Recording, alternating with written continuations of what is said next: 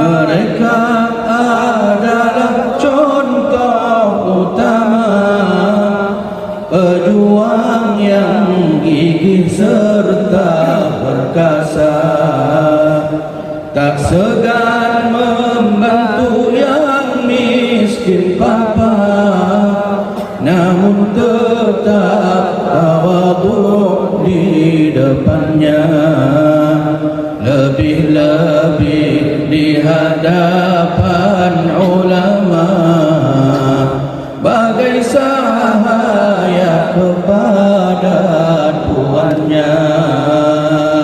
La ilaha illallah,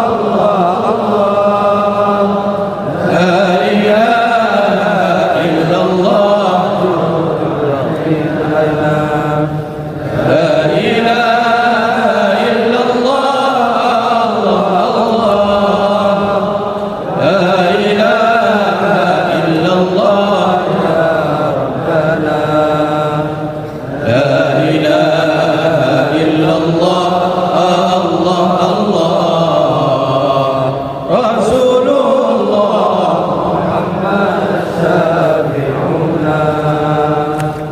Yang paling saya takutkan dulu itu ketika nasab keluarga Wali Songo kemudian disahkan dan diakui oleh semua orang, adalah apa yang terjadi kepada Bani Israel.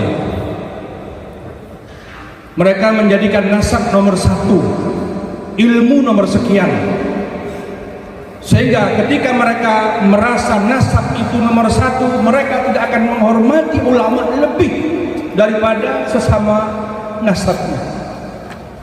Bani Israel bukan hanya berani membantah ulamanya, mereka bahkan berani membunuh nabi-nabi mereka. Kenapa? Karena mereka pikir sama-sama Bani Israel, sama-sama Bani Ibrahim.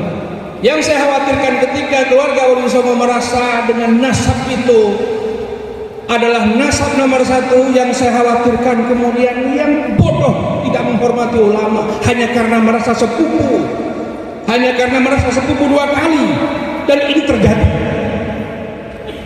Ini yang sangat saya takutkan. Maka di antara kasusnya di sini, lebih-lebih di hadapan ulama, bagai cahaya kepada tuannya. Walaupun sepupu, kalau dia ulama, hormati.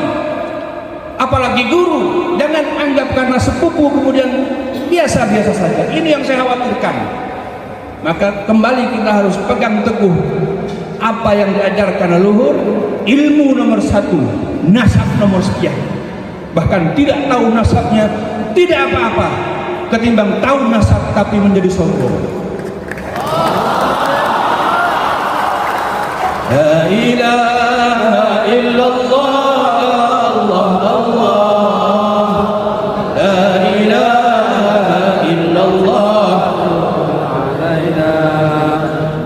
la ilaha illallah, Allah Allah, la ilaha illallah, ya Rabbana, la ilaha illallah, Allah Allah, Rasulullah Muhammad syafi'una. Leluhur kita tinggalkan kampungnya ke negeri yang lebih memerlukannya, tinggalkan harta serta martabatnya, mulai hidup baru duh letihnya, penuh harap agar keturunannya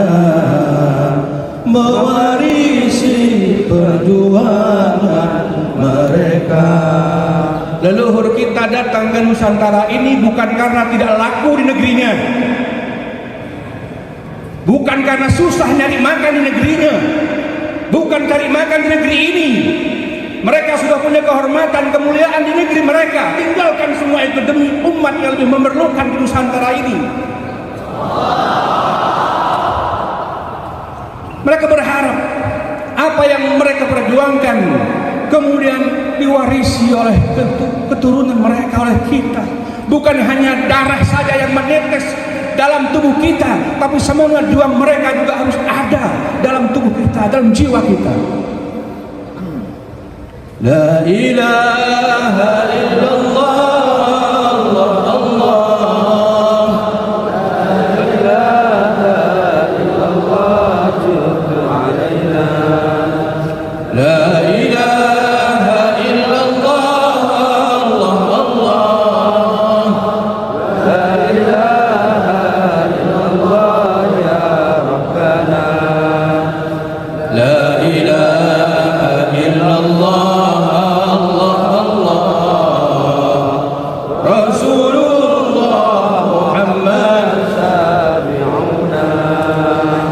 kini pun banyak di antara kita yang bahkan tak kenal ilmu agama, enggan untuk belajar dan ibadah, apalagi perjuangkan agama.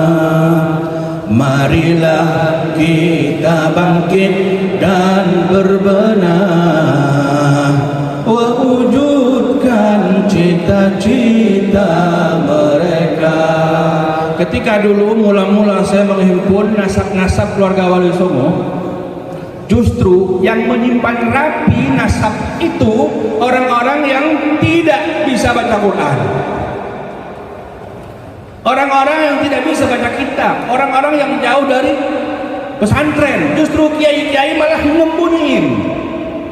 Justru kiai-kiai banyak yang membakar nasab, saking takutnya anak-anak mereka menyombongkan nasab.